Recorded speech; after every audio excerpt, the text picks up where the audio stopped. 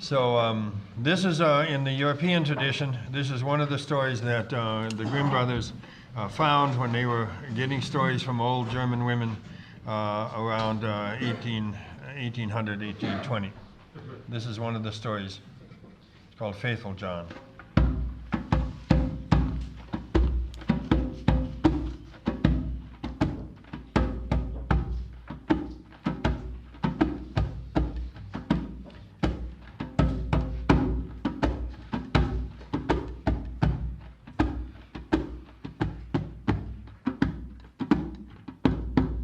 There are 4 directions: east, west, north,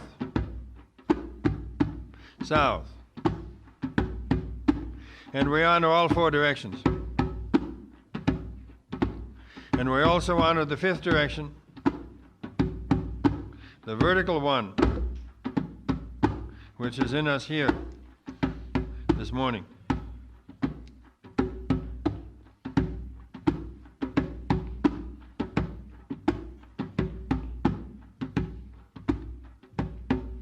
So we thank this story for coming out of its hole in the ground, and we promise to return it later. Now you must know that at one time there was a king who was getting old. King said to himself, "I'm not going to be here very long. I'm worried about my son. He's going to be the king when I am gone." So he called in his, who was it, the prime minister? His old childhood friend? His buddy? Who was it? Anyway, his name was Faithful John, and he said, John,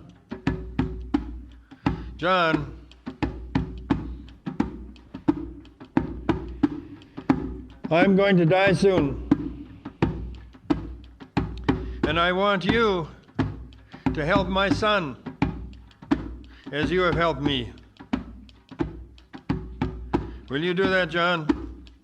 I will. Do you promise? I will. I will help your son even if it should cost me my life.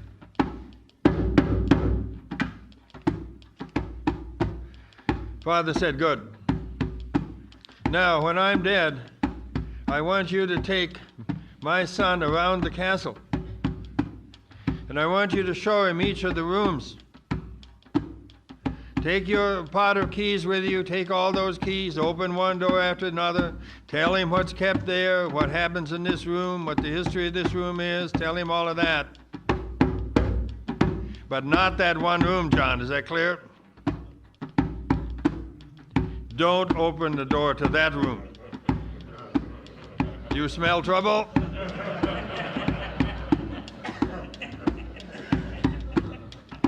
John said, I promise.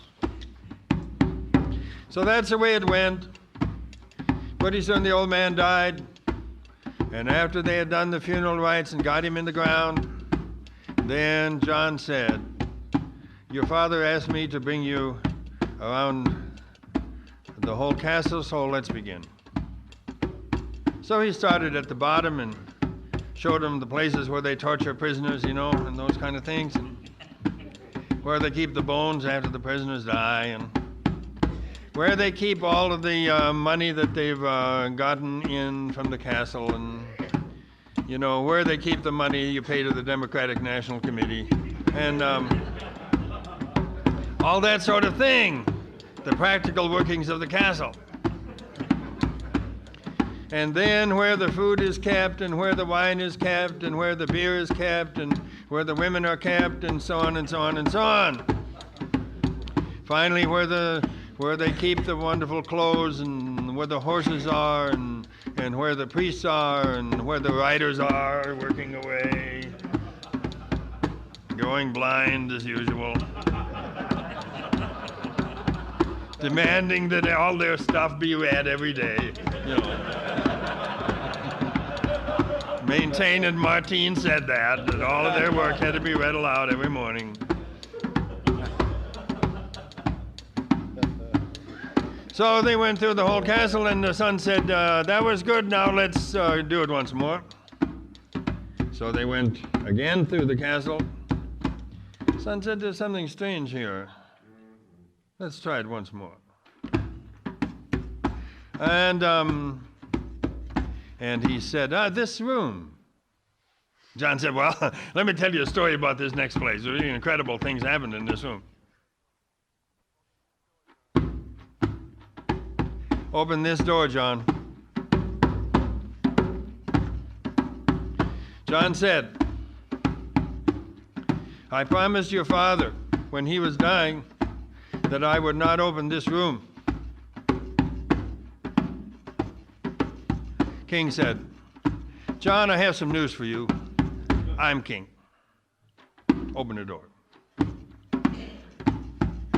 What would you have done? What could you do? He's king. So what he did was this. He stood by the door, and he took the big key out and he opened the door, and then what he did was he stood like this in front of the door because there was a painting on the back wall of an incredibly beautiful woman. And he stood as if to keep the young man from seeing that painting. What good does that do?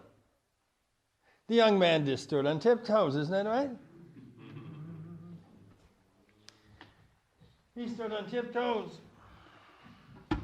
And as soon as he saw the painting of that beautiful woman, he fainted. He hit the ground. So, we're going to leave the story right there for a little while. Do you remember ever having done that? Do you remember anyone trying to block the door so you couldn't see her? Did anyone do anything wrong in this story? Not so far. Everybody did everything right. Still, you got this guy lying on the floor. So, the boy, the young king, fainted and then woke up. And the first thing he said was, John, what do you know about her? I want to get her, John. John said, well, I don't know. Come on. I want to know how to go. What do you know about this one? What do you know about her? John says, I know two things. She lives on the other side of the water. It's good to know that. You're not going to find her outside the door. This is going to take a trip over the water. Second thing I know about her is that she likes gold. And of course that says an immense amount from the point of view of alchemy, everything. She's crazy about gold. She really loves all, well, that's the most refined of all the metals, isn't it? It's the one that doesn't die, that you can put in the fire and it comes out. A man I was with the other day said, he was an alchemist, he said, you can take 1 ounce of gold and it can be hammered, and it's so unbelievably tenacious in its molecular structure that you can make a sheet that's about a half a mile long and wide from 1 ounce of gold. So it's unlike any other metal. She's interested in gold. She's interested in us when we become gold, is that right? When we get rid of some of our lead, get rid of some of our depression, and are able to shine a little more like the sun, then she's a little bit interested. What do you suppose the boss says? Okay, John, I'm glad to hear that. You know all that gold you showed me down in the cellar? I want you to hire 320 goldsmiths tomorrow morning. I don't care where you get them. I want you to bring them in. I want you to make little dragons and little snakes and little bracelets out of this gold. I'll give you 3 weeks to do it, but that's it. We're going to go find her and show her some of the gold.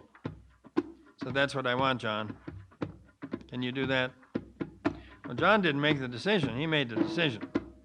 You think it was a good decision? Yeah, it has to be a good decision. I mean, to shoot yourself would be a bad decision. So they were about a third of the way through the story now, so let's thank the story and we'll come back to it tomorrow morning. So faithful John, one can describe it in hundreds of ways, but the interior way is to say that you have inside of you an intelligence that knows thousands and thousands of secret things from experience, since this isn't the first time you've been born. And who else have you got inside of you? How do you describe this young king? What would you call him? Kind of a person is he? Naive and eager? Ego? Yeah, maybe a little bit of ego there. He's awake. He's awake. He's awake? Yes. Yeah.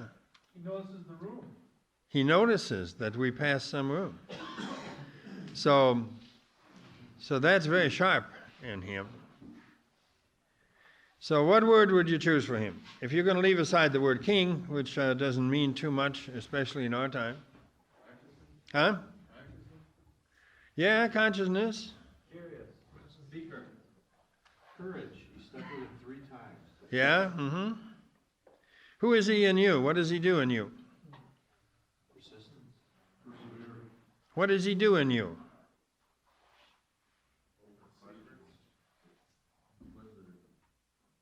Doesn't accept the face value. Wants to know the territory. Authority. He rules. It's to the heart of it. Yeah, he rules. Which one of these two decided that you should get married?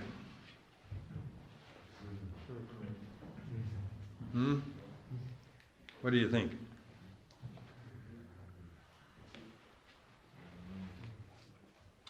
So we say your first marriage?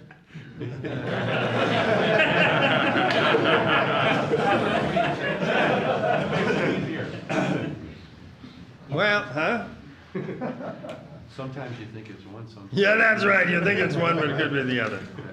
So one way to think of the second one is that he's an executive inside of you. He's like your CEO. And you don't want to mock that, because people are even worse off if they don't have an executive. But it's the one who makes decisions. What would you call that one in yourself? The one who makes decisions. The one who moves your life forward. Uh-huh. The one who moves your life forward. Yeah, the one who moves your life forward. Do you have a name for that one? Conscience. Ego. Captain. Spirit. Water. Notice how we're all getting thousands of different answers here. What? She's the boss. The boss. That's nice. The boss. So there's a conflict here between the boss and the one who knows something. Have you ever noticed that in a company? It's often true.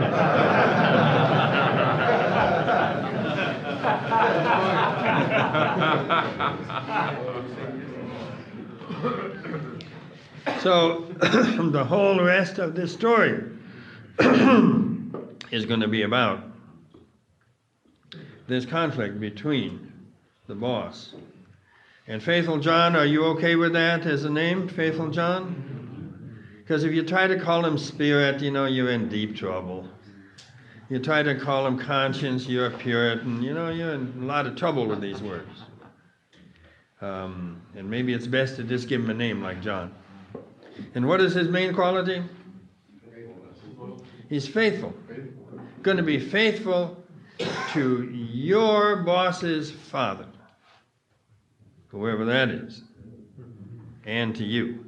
So he seems to be faithful to something in your male line. Is that right? Genetically, he seems to be in your male line. And there may be another faithful one connected with your mother's line, but that isn't mentioned in this story. So, someone tell me a decision made by the boss, which you thought was made by the faithful one, the one who knows a lot. And all of us teachers up here, we represent to some extent faithful John, in the sense that we talk about things that are mysterious in our own lives, that we haven't really understood. And rooted in the past. What? And rooted In the past. Now, each of us are hopeless bosses in our daily life. But when we come to teach, we're more likely to be connected with faithful John. This is one of those stories that's terrifically interesting along this line. One of the first memories I have as a boy is being about 2 years old and being in my parents' car and falling out and sitting on the road and watching the car go down the road. Apparently, they hadn't noticed. You call out or were you pushed?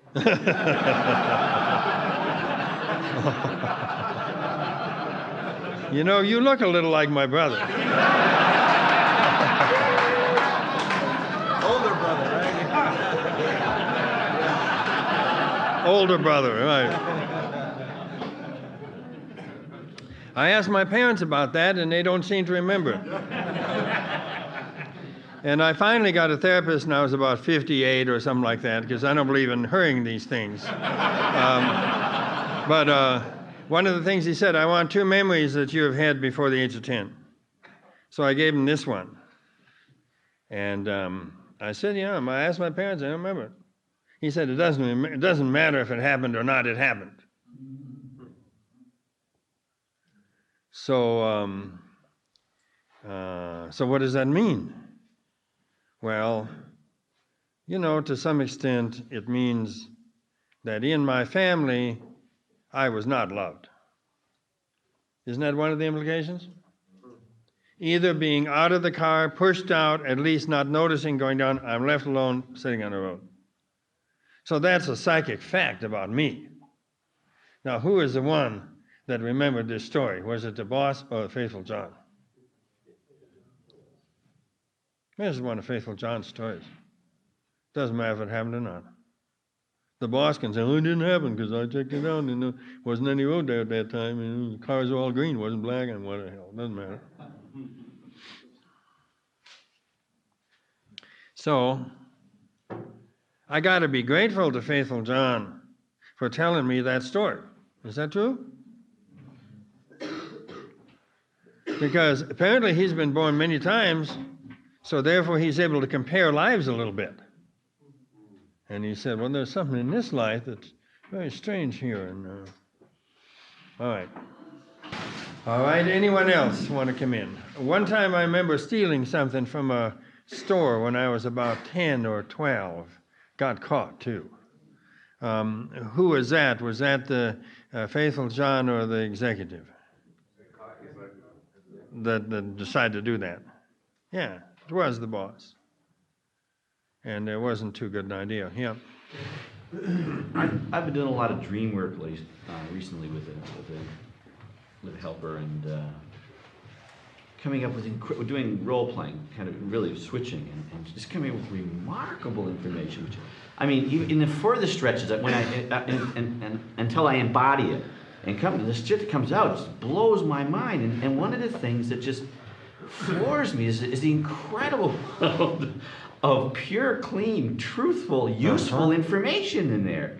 But I am so aware of how much I am not willing to let that one even enter with the information and how much I am so busy living my life and just shutting that one out. But is it a question of even shifting the pole so that one lives? I mean, or just Well, I think, as Martine would say, in the village, everyone else would sort of notice your faithful John and encourage him. But here, everyone notices the boss. And actually, that's the one they hire for the job, and so on and so on and so on. So, what? It's a culture thing. Yeah. But can he actually make a switch? Yeah, see what he's talking about. Apparently he's doing little play things, the kinds that John Lee does sometimes, in which you pretend to be, you ask someone else to be your father or your mother, and then you say things, and in this playtime, certain truths come out. Is that right? Woohoo! They come out often in play. So that's interesting, isn't it, John? Unbelievable. Robert, Yes, please. I think if you, I was lucky enough to be in one of the great cathedrals last summer for about an hour and walked right down the center of it. And my mind was completely silent, and I just tried to feel it with every inch of myself from my head to my toes. And I think that's a faithful John. Yeah. Kind of feeling. It's like John feels a sacred place. Mm. But then this other thing of service. A faithful John is in service to the king and in service to the new king. And the king is in service to whom? I mean, the boss is in service to whom? Well, I don't know, but I'm just saying, in your soul, what's going on? The one is a servant to something bigger than itself.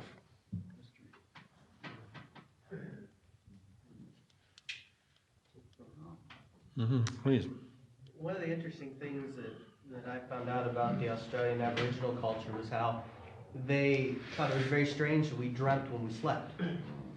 They do all their dreaming consciously in the daytime, acting out things. And I wonder if we have the boss present more often when we're acting through our daily rituals. Yeah. And when we go to sleep at night, faithful John has to come in to do Yeah. his work. And do we remember the dreams? No. He's so faithful, he keeps giving. One of the things that Jung noticed is that the day before you die, this dream comes, got this great plans for you. Incredible hope the day before you die. Because faithful John doesn't seem to know you're dying. Or doesn't care. Right? Just remember it when you're born again, will you? So that's very nice about the Aborigines. There's no question. Of course, they have their famous word, dream time, and that's a time that they really live in. Yeah. Well, I don't know where I got off on this, but I was thinking of the Firebird story. Mm-hmm. The horse is faithful John. Yeah, that's right. Sometimes in one of these fairy stories, the horse will be faithful John, and he knows exactly what's going on. And Michael used to tell a wonderful story about the man is on a horse, and he sees a feather bird, a feather from the firebird lying on the ground, and it's all shining and everything. And the horse says, "You get off and pick that up, you're going to have a lot of trouble." What does he do? He gets off and picks it up. Isn't that for the painting and keeping the things? That what? Isn't that the same moment of the painting of the room and keeping it closed and away from? Okay, let's go on to that now. Let's go on to the room. So both these two are necessary, is that right? Yes. So no one is saying that one's better than the other, and no one is saying in a way that you should be grateful to one and not to the other. You should be grateful to both of them. And Martine is already hinting that both of them are in service. Finally he opens the door. Why does he agree with the king that the door should not be opened right yet? Why?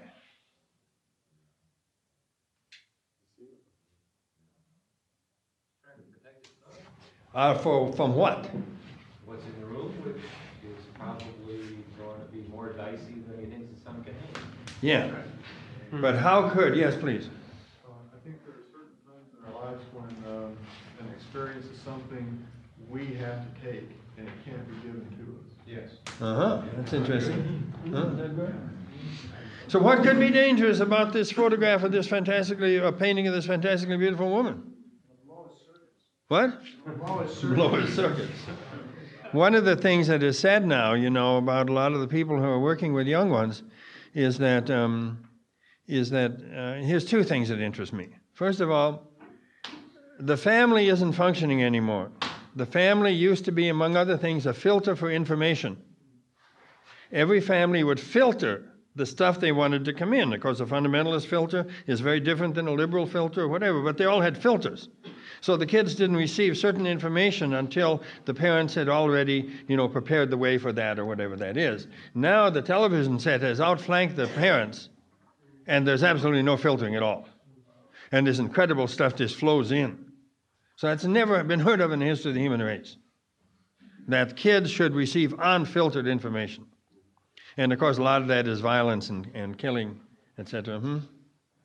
Another thing that's amazing is that there are a lot of young men and women now who have seen people shot too early. It's one thing to be 30 years old, be in a war, and see a man next to you blown to pieces. And even them, some of those men are too young, as many Vietnam veterans can tell you. I was too young to see that. But what if you see it at 8 or 10 or 12? Somebody should be blocking that door so that you don't see a man killed right in front of you. You don't see one of your friends killed right in front of you. But we aren't doing that. So we just want to say that grief here, that those of us who were brought up in a time when there was some filtering done by the family, I don't think we understand how deeply in grief the young ones are, those who have had to experience death when they weren't old enough. All right, are you ready to go on now? So therefore, faithful John senses that this is going to cause some trouble for the boy. And the king had already known that. But this executive has a certain fiery quality to him, and it's going to be a part of his greatness. So he says, I want to do it. I want to do it now. What did he see on the wall? He saw a woman. So we're going to treat that now in 4 different levels. And take notes if you want to on this, because we'll refer to these 4 levels later. The first level you want to talk about is that this is simply a girl. From one point of view, it's just a girl. You're a teenager and you see a girl, which is more complicated than one thinks.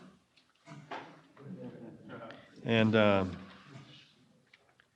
going to read you a poem by Rainer Maria Rilke about this thing when a boy sees a girl. And beautiful, it's even worse. But, if you're horny enough, you can't tell the difference anyway. And there's also something incredibly mysterious in women. I mean, the way they walk is so unbelievable. The way they wave their hands and shit like that. It's incredible. And so, yeah. Your phone is facing the Toyota. Oh, yeah, I got it somewhere. There's another one in that case. It is. I guess you're right. I hadn't thought of that. Here's one called "We Must Die," and this is Rilke. He has in front of it a state from a manuscript of Egypt, 2000 BC, where it says, "We must die because we have known them. Die of the unbelievable flower of their smile. Die of their delicate hands. Die of women." Now, that's definitely the executive speaking, isn't it? I'll read you what Rilke wrote, originally in German. "The adolescent boy praises the death givers when they float magnificently through his heart halls. From his blossoming body, he cries out to them, 'Impossible to reach!' Oh, how strange they are. They go swiftly over the peaks of his emotions and pour down the marvelously altered night into his deserted arm valley." Now, that's very complicated, but you got to see Switzerland, and you got to see these huge valleys And these young women go swiftly over the peaks of his emotions and pour down the marvelously altered night into his deserted arm valley. Remember going out for a date, first time with a woman, you walk home, you don't know where the hell you are. It's unbelievable, the implications of everything that was said. And here's the next line. The wind that rises in their dawn makes his body leaves rustle. The wind that rises in their dawn makes his body leaves rustle. His brooks glisten away in the sun. So that's what Rilke has said about that meeting with an ordinary woman, so-called ordinary woman, when you're 12, 15, 18, 20, 90 years old. But that's one kind of person. That's the person who is just opening the door. Now you want to hear how an older man who has more of Faithful John in him, how does he respond? And Rilke sets that down too. But the grown man shivers and says nothing. Got to rise out of somebody there. But the grown man shivers and says nothing. The man who has blundered around all night on the mountains of his feelings remains silent. As the old sailor remains silent. And the terrors he's experienced leap about in him as if in rocking cages. That's how the poem ends. It's a wild ending because he takes an old sailor. You know, these sailors say, let me tell you what happened when we were off the coast of Africa. You can believe this. And these terrors are like a man's been married 3 times. You know what I mean? And then these terrors he's experienced leap about in him as if in rocking cages. Suddenly you're in a bird cage that's sort of rocking back and forth, and the sailor's inside trying to tell his story. Great, isn't it? Unbelievable genius, Rilke. Unbelievable genius. So are we okay with that? We're talking about the first level in a way. This image of the feminine on the wall, in certain ways exactly the way a young male feels with an ordinary girl. Anyone want to add anything to that?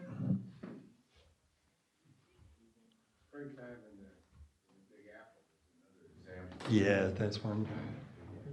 Yes, throughout this whole thing, I'm taken back 36 years to a vision. It was in person, it wasn't a picture. I left my kitchen door on the farm to go out and do my regular chores just like any other day, and I passed the bathroom window and there was somebody there and something said, "Don't look." And I looked. It was my mother naked. I'd never seen a woman naked. I was 13. And I've been in a trance ever since.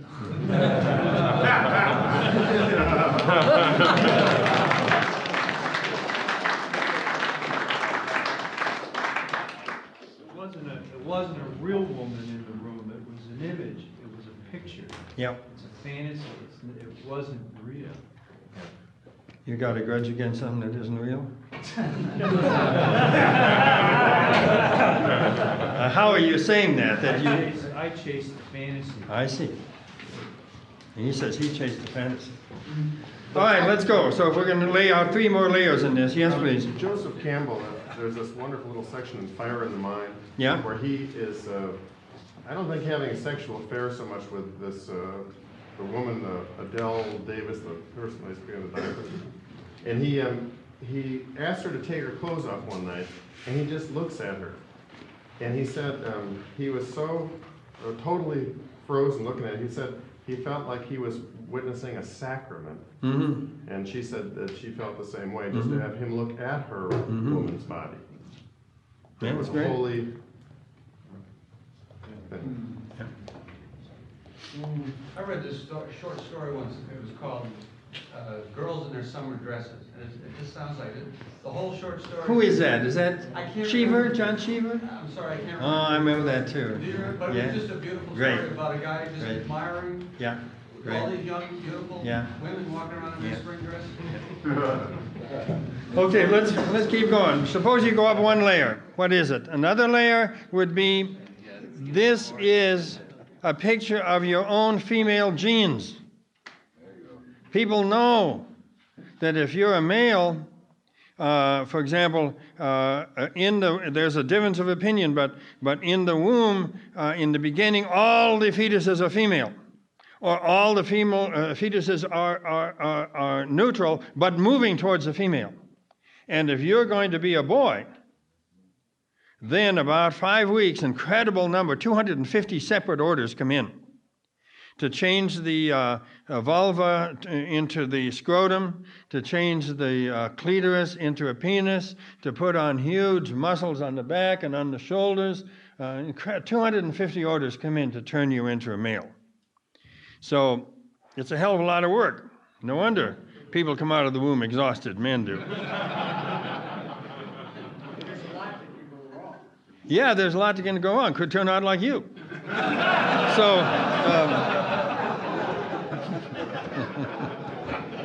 we've known each other years. We can say those things to each other. And then he can say to me, well, look in the mirror, you know. But one of the ways the brain researchers say is that when a girl goes into the womb, it's like going up a marble staircase. And she comes out smiling and radiant. The boy goes into the womb and he goes up 6 steps, says, okay, now jump 4. Now go back over there, now go back 2. Now jump 4, now go 6 over here, now jump 7. He comes out exhausted. And doctors have known for years, if there's a boy and a girl in the womb, you move to the boy immediately because he's 3 times as likely to die as the girl. Just leave the girl there, she'll be fine. Go to the boy. So there are many more deaths early with the boys. So therefore, you know, males are an experimental species. That's us. But 49% of our genes are still female, even though we made it over that hump and got a different body.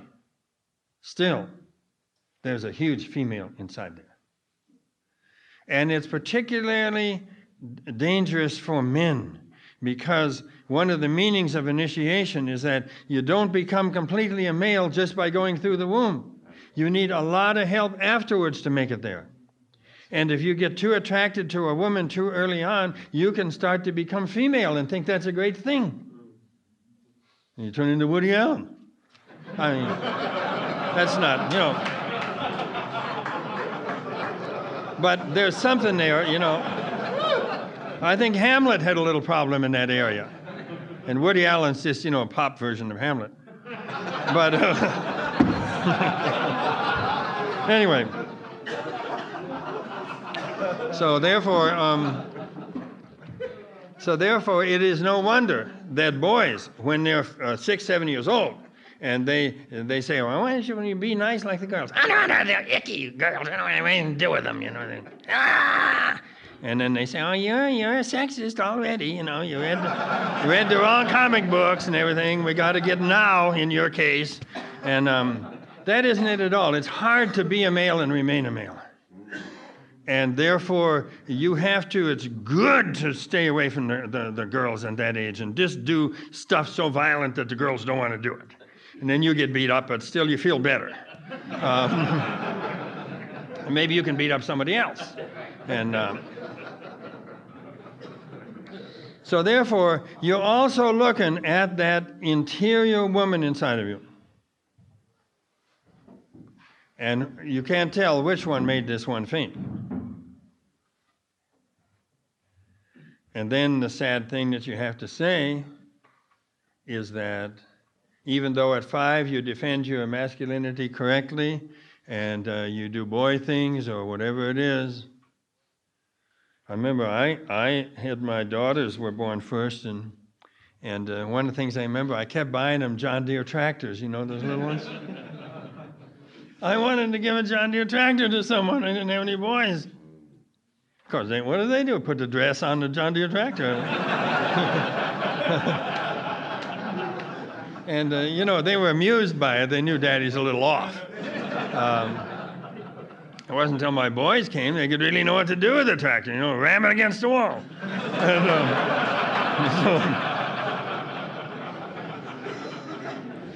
But obviously those John Deere tractors had helped me stay on track in some ways. Is that right?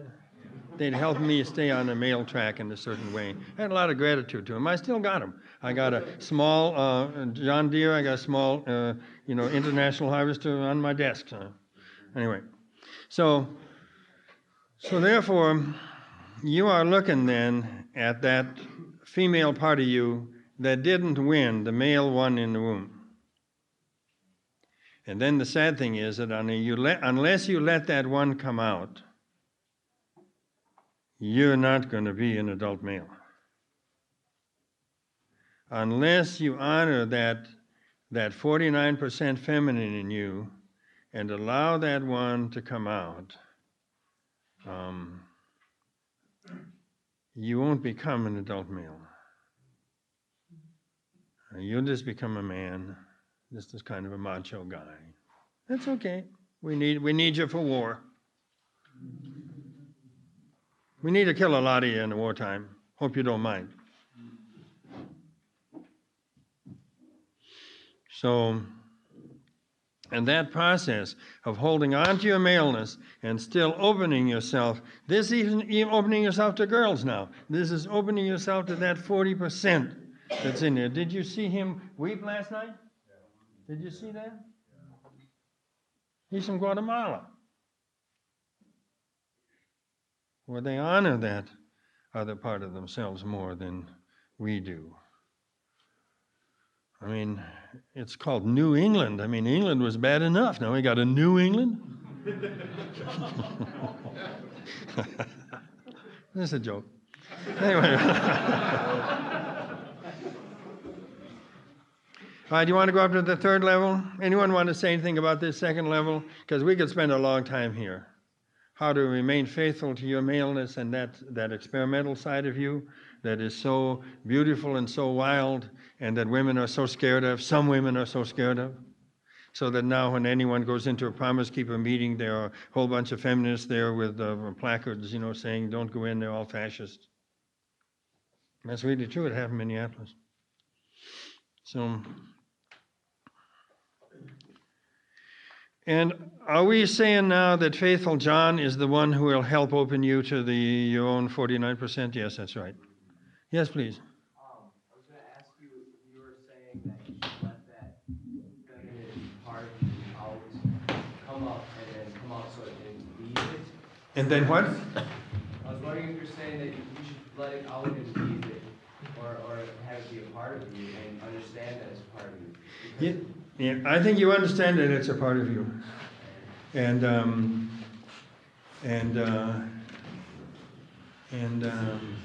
I think the mentor and the elder are meant to help to bring that in. What were you going to say? It seemed maybe like you were saying that that's something that we need to get rid of. I don't know. No, I don't think so. Is that right? Do you feel that? No. No, we don't get rid of it.